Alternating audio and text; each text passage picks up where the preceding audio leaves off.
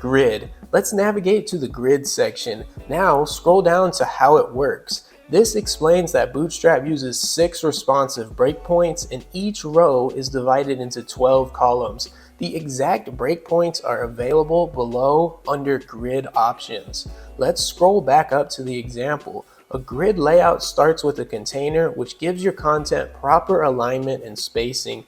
Inside the container, you create a row to hold your columns. Then each column uses the call class to define how space is divided across the row. Copy the sample grid code and paste it into the index.html file.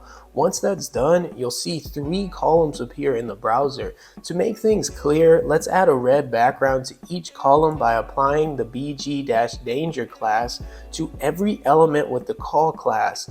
Then style the element with the row class by adding the text white and gap-2 classes. Now you can clearly see how each column is laid out inside the grid. You can customize the grid however you like. Just remove or add columns and the layout will automatically adjust.